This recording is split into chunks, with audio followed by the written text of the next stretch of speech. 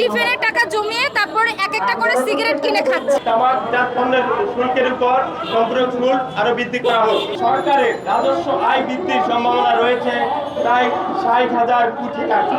কেননা যারা ছোট ছোট বাচ্চারা স্কুল পড়ুয়া বাচ্চাগুলো বিশেষ করে তারাই ম্যাক্সিমাম হচ্ছে টিফিনের টাকা জমিয়ে তারপর এক একটা করে সিগারেট কিনে খাচ্ছে। তো আমরা চাচ্ছি নেক্সট যে জেনারেশন আমাদের ফিউচারগুলো বাংলাদেশ যেন অন্তত টোবাকো ফ্রি বাংলাদেশ হয়। মূল্যবৃদ্ধির মাধ্যমে এই অকাল মৃত্যু থেকে রক্ষা করার পাশাপাশি সরকার বিপুল পরিমাণ রাজস্ব অর্জন করতে পারবে। এছাড়াও এই কর থেকে অন্যান্য খাতে স্বাস্থ্য, শিক্ষা এবং অন্যান্য যে খাতগুলো রয়েছে সেখানে ব্যবহার করে উন্নতি করা সম্ভব হয়। প্রতি বছরে আমরা দেখে থাকি যে এই আমাদের ভয়াবহ প্রয়াসের কারণে হাজার হাজার মানুষ মারা যাচ্ছে। এখানে সরকারের ব্যয় হয় প্রায় 30,000 কোটি টাকা, যেখানে আমরা তামাক কোম্পানির কাছ থেকে কর হিসেবে পাচ্ছি মাত্র 22,000 কোটি টাকা।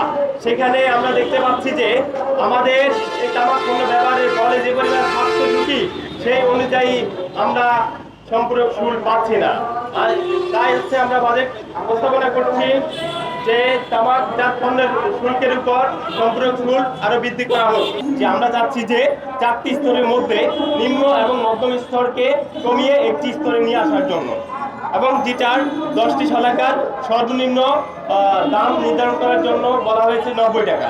এছাড়াও আমরা আরও দুটি যে স্তর রয়েছে সেই স্তরগুলোর মধ্যে উচ্চ স্তরে প্রতি 10 শলাকা সিগারেটের সর্বনিম্ন মূল্য নির্ধারণ করার জন্য দাবি জানাচ্ছি 140 টাকা। এবং টানা সপ্তমবারের মতো বেস্ট টিস্যু পেপার ব্র্যান্ড হিসেবে স্বীকৃতি পেয়েছে বসুন্ধরা টিস্যু।